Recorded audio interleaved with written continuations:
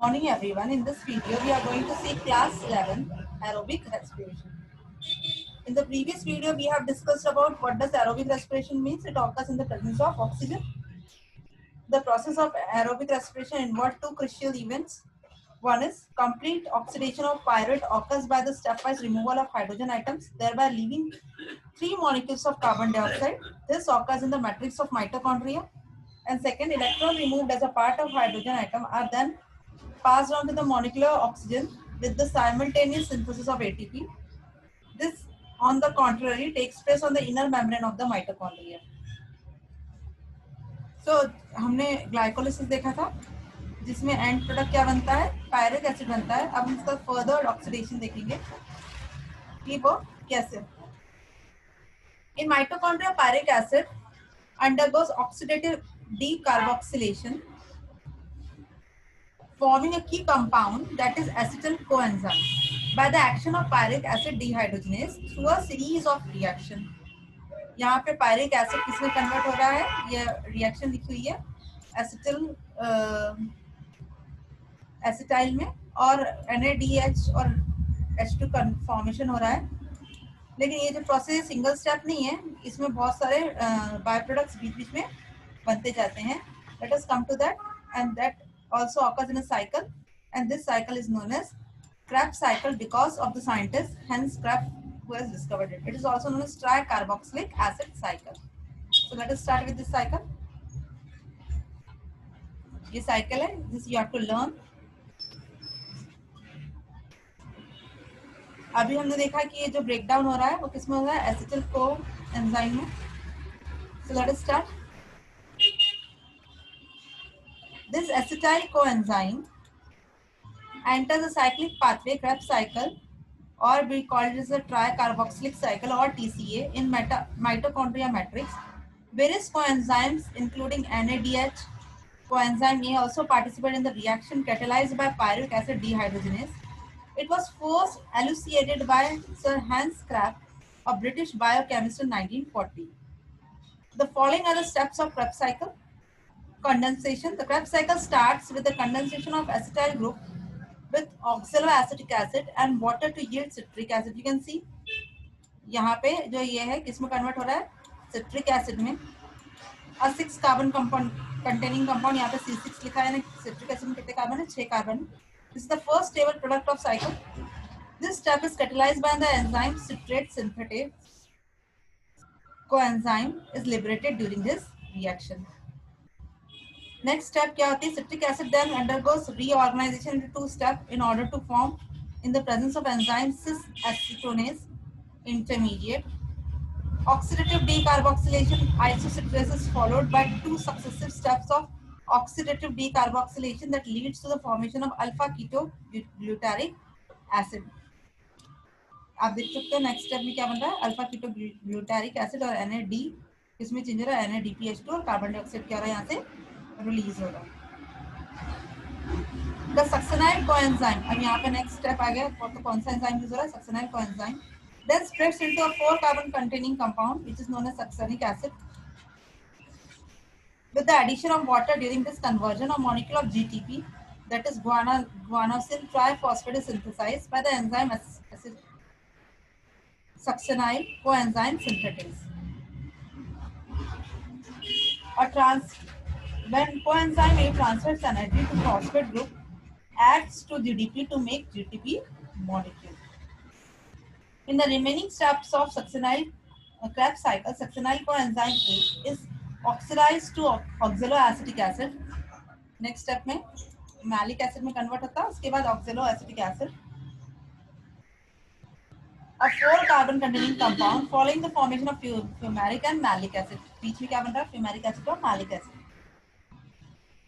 by the enzyme succinate dehydrogenase and fumarase respectively.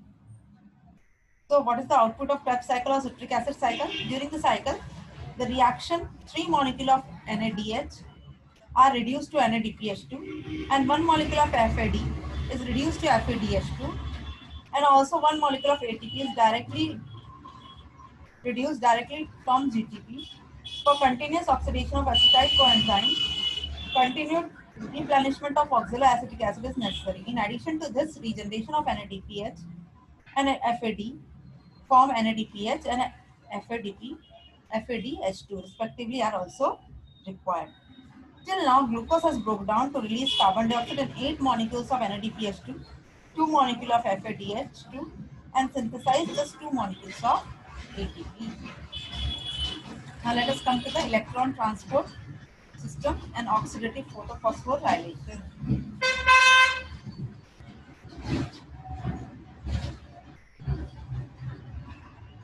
आपने अभी Krebs cycle देखी. You have to learn whole Krebs cycle. Now electron transport system. ये है electron transport system. क्या होता है? At the end of Krebs cycle, the oxidation of glucose is completed as it has given out 6 carbon dioxide molecule, but the energy obtained till now is very less. So दो ही energy बन रही है, दो ही ATP बन रहा है. The full amount of energy is yet to obtain from substrate, that is glucose. This occurs through the following steps in the respiratory process and utilize the energy stored in NADPH2 and FADH2. Electron transport system ETS is the metabolic pathway through which the electron passes from one carrier to another. It occurs in inner mitochondrial membrane. ये जो inner electron transport system है, ये mitochondria की inner membrane में occur होता है और एक इलेक्ट्रॉन दूसरे कैरियर मॉलिक्यूल्स की तरफ ट्रांसपोर्ट होता है. The electron transport system consists of 4 enzyme complex which are arranged in the series on the inner membrane of mitochondria. Electron from NADPH produced in citric cycle are oxidized by NADH dehydrogenase and are transferred to the next membrane located in the inner membrane of mitochondria. Reducing equivalent are also received, that is 2 FADH2 complex generated during the oxidation of succinate in the citric acid cycle. This reduced ubiquinol is then oxidized with the electron transfer to cytochrome C. Now, cytochrome B C1 complex, cytochrome C act as a mobile carrier for the transfer of electron between third and fourth. The known as cytochrome C oxidase complex contains cytochrome A, A3 and 2 copper centers. During the course of transfer, when electron passes from one carrier molecule to another, in the electron transport chain, they got coupled to ATP synthetase for the production of ATP from ADP and inorganic phosphate. The number of ATP molecules synthesized depend upon the nature of the electron donor. One molecule of NADPH on oxidation provides 3 molecules of ATP, while one FADH2 produces 2 molecules of ATP because its redox potential is higher than NADPH and thus enters the ETS after bypassing the first site of photophosphorylation. The electrons are finally accepted by the oxygen having highest redox potential in the series, which along with hydrogen ion forms water. Aerobic process of respiration takes place only in the presence of O2. The role of O2 is limited at the terminal stage of process, yet the presence of oxygen is vital because it derives the whole process by removing hydrogen from the system.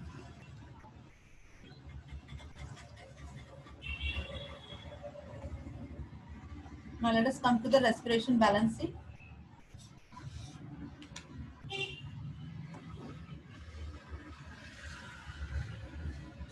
The complex aerobic breakdown of one molecule of glucose results in the release of 2 molecules of NADPH from glycolysis and 8 molecules of NADPH and 2 molecules of FADH within the mitochondrial matrix. The calculation of the net gain of ATP for every glucose molecule oxidized can be made only one certain assumption. All the pathway function in an orderly sequential manner with one substrate forming the next with glycolysis, TCA cycle and electron transport system pathway following one after another. So we can say net gain of ATP during the glycolysis is 2 molecules directly, 2 molecules of NADPH, यानी 6 ATP. Pyruvic acid to acetyl coenzyme में 2 molecule NADPH के बनते हैं 6 ATP.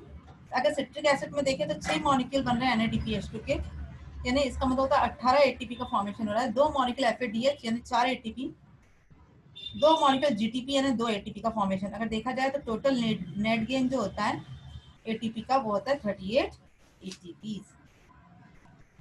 Now let us come to amphibolic pathway. This is the structure diagram. The term amphibolic is used to denote a biochemical pathway involving both catabolism and anabolism, that is citric acid cycle act as a central metabolic pathway that completes the oxidative degradation of monosaccharides, fats and amino acids. Usually glucose is the primary substrate for the respiration for the most of the organism. All the carbohydrates are the first converted into glucose before they are used for the respiration. Different substrates like fats and protein can also be respired, but they do not enter the respiratory pathway at very first step. If fats has to enter the pathway, they first have to be converted into fatty acid and glycerol. Fatty acid and then are then degraded into acetyl coenzyme, which enters into the citric acid cycle. Glycerol is the first converted 3-phosphoglyceraldehyde before entering the pathway. Likewise, the protein are degraded by proteases into individual amino acid, which after deamination enters the citric acid cycle either as a pyruvate or acetyl coenzyme. Thus, it is clear from the discussion that the respiration involves breakdown of organic compounds. It also has been considered as a catabolic process, and respiratory pathway is called as catabolic pathway. Now let us come to the respiratory quotient. What is respiratory quotient? यहाँ पे formula बना हुआ है. Respiratory quotient is the ratio of volume of oxygen evolved to the volume of oxygen, carbon dioxide evolved to the volume of oxygen consumed in the respiration. It is called as respiratory quotient. अलग-अलग जो substrate है उसके respiratory quotient अलग होते हैं. जैसे carbohydrate का 1 है. अगर हम फैट का देखें तो ये कम होता है 0.7. अगर प्रोटीन का देखें तो 0.5 to 0.9 होता है. So we have completed our chapter respiration in plant. In the next video, we'll start with plant growth and